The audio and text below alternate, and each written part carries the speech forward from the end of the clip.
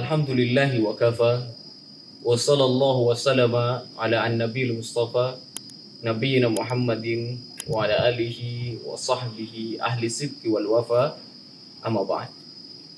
Allah SWT berfirman, Inna hadzal Qur'an yahdi lillati hiya aqwam wa yubashshirul mu'minina alladhina ya'maluna as-salihat anna lahum ajran kabira. Firman Allah dalam surat Al-Isra, sesungguhnya, yang artinya sesungguhnya Al-Quran ini, kitab Al-Quran yang kita baca bagi setiap muslim akan memberikan ia petunjuk kepada suatu hal yang lurus, petunjuk kepada suatu hal yang lurus. Wa yubasyirul mu'minin, dan berikan kabar gembira bagi mereka orang-orang yang beriman dengan Al-Quran, dengan isi yang ada di dalam kandungan Al-Quran, mempraktekkan, mengamalkannya dari pagi sampai malam, dari malam sampai pagi lagi, mengamalkan Al-Quran, hidupnya dengan Al-Quran. Bahwasanya bagi mereka, setelah mereka menggunakan amal soleh, digunakan amal ibadahnya sesuai dengan Al-Quran, maka bagi mereka pahala yang begitu sangat besar. Bagaimana tidak jamaah yang dirahmati Allah Subhanahu wa taala? Dari semenjak awal Al-Quran membunyikan, sejak awal Al-Quran diturunkan, Allah SWT berfirman, Iqra bismi rabbikal ladzi khalaq. Bacalah apa yang dalam Al-Quran, baik itu yang tersurat dan yang tersirat. Bismi rabbikal ladzi khalaq, dengan nama Allah Subhanahu wa taala, minta pertolongan kepada Allah Subhanahu wa taala. Tidak mudah bagi seseorang untuk bisa memaksa dirinya membaca Al-Quran di setiap waktunya. Padahal kita tahu semua, keutamaan Al-Quran merupakan keutamaan yang tidak akan bisa kita hitung satu persatu kebahagiaannya. Satu keutamaan Al-Quran yang paling tidak pernah asing di telinga kita adalah barang siapa membaca Al-Quran, maka bagi dia satu kebaikan. Dan di satu kebaikan itu dilipatkan menjadi 10 kebaikan.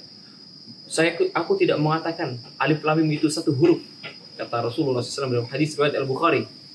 Aku tidak mengatakan alif lam mim itu satu huruf, kata Rasulullah SAW. Tapi aku bilang alif satu huruf, lam satu huruf, mim juga satu huruf. Dan masing-masing huruf memiliki 10 kebaikan yang akan dihitung bagi kita semua yang akan membaca Al-Quran. Ada juga keutamaan lainnya, ya. Barang siapa membaca Al-Quran dan dia membacanya dengan baik, maka memiliki pahala 2. Jadi barang siapa yang membaca Al-Quran, kemudian bacaan Al-Qurannya itu sangat bagus, mereka seolah-olah seperti malaikat yang terbang di angkasa. Dan mereka yang membaca Al-Quran sedang mereka merasakan kesulitan, ya, terbata-bata dalam bacaannya, ya tata fihi falahu ajran, usahanya. Bagi dia pahala 2 kali lipat, membaca dan pahala kerja keras yang dia laksanakan. Banyak sekali keutamaan Al-Quran. Namun umat Islam, anehnya pada kesempatan kali ini sudah jauh dari kalimat Al-Quran. Sahabat Uthman bin Affan, khalifah, mengingatkan kita, Lau tahurat qulubukum ma syabi'tu min kalami rabbikum. Kalau seandainya hati masing-masing kita semua yang ada di sini itu bersih, maka kita tidak akan kenyang dengan kalimat Allah SWT dalam Al-Quran. Makanya, kenapa di setiap kita membaca Al-Quran, Allah perintahkan kita untuk berwudu. La yamassuhu illal mutahharun. Ya, yang memegang Al-Quran harus mereka yang sudah bersuci, dalam keadaan suci. Mereka yang baca Quran harus dalam keadaan suci, karena Al-Quran adalah kitab suci, jamaah sekalian. Maka Allah SWT berfirman, Innallaha yuhibbut tawwabin wa yuhibbul mutatahhirin. Allah yang akan sukain dia, hamba Allah yang akan disukainya adalah yang senantiasa bersuci dan senantiasa bertaubat. Allahumma ja'alni minat tawwabin wa ja'alni minal mutatahhirin. Ya Allah, jadikanlah hamba sebagaimana orang-orang yang senantiasa bertobat, mengulang-ulang taubatnya, dan juga melaksanakan bersuci di setiap waktunya, mendawamkan wudu untuk beribadah kepada Allah SWT, membaca Al-Quran, menenangkan hati, menurunkan rahmat Allah, berikan kesehatan. Banyak sekali keutamaan Al-Quran.